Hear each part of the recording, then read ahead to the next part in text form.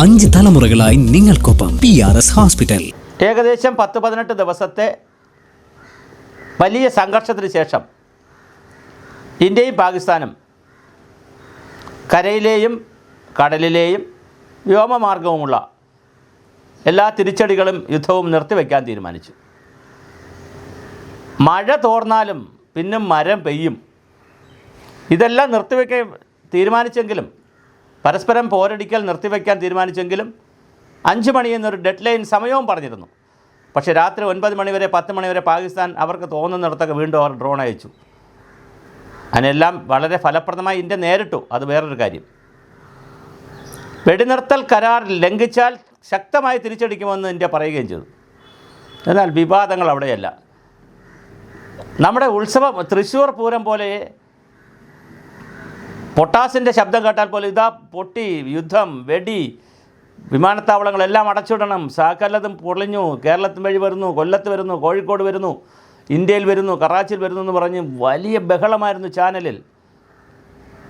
റിപ്പോർട്ടർമാർ തമ്മിൽ റേറ്റിങ്ങിന് ഇലക്ഷൻ സമയത്ത് result പറയുമ്പോലുള്ള rate, അല്ലെങ്കിൽ തൃശ്ശൂർ പൂരം, അല്ലെങ്കിൽ ശബരിമല മകരവിളക്ക് പറയുന്നത് പോലുള്ള, അല്ലെങ്കിൽ ആറന്മുള പിന്നെ വള്ളംകളി പറയുന്ന പോലെ, അല്ലെങ്കിൽ നെഹ്റു ട്രോഫി പറയുന്നത് പോലുള്ള വലിയ ആവേശമായിരുന്നു. പക്ഷേ എല്ലാ ആവേശവും കെട്ടടങ്ങുന്ന രീതിയിൽ യുദ്ധം അവസാനിച്ചു കഴിഞ്ഞു.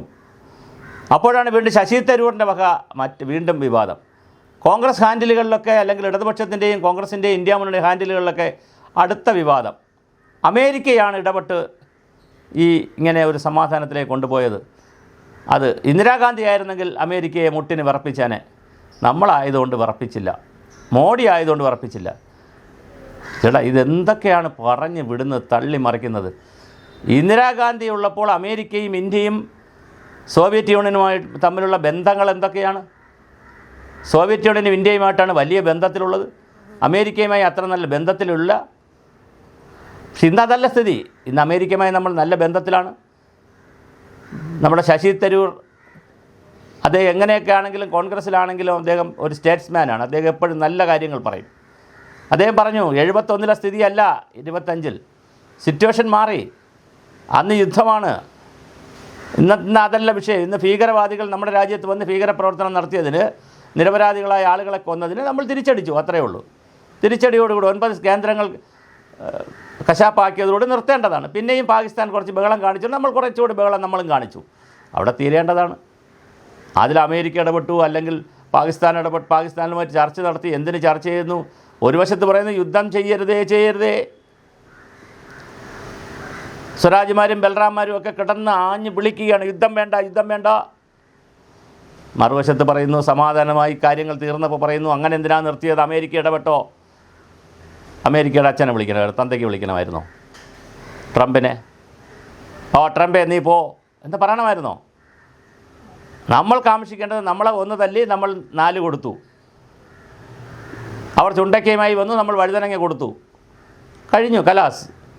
ചൈനയിലെ പൊട്ടാസ് പടക്കങ്ങളുമായിട്ട് അവർ വന്നു, നമ്മൾ ബ്രഹ്മോസും സുദർശനയൊക്കെ ഇറക്കി നമ്മൾ അടിച്ച് പപ്പടമാക്കി, റെഡിയാക്കി. അവർക്കത് മനസ്സിലായി. അവിടുത്തെ സേനാനായകന് മനസ്സിലായി. സേനാനായകൻ ബ്രിട്ടനിൽ പോയി, UK പോയി, സൗദിയിൽ പോയി. സൗദിയിൽ നിന്ന് ആളുകളെ വരുത്തി.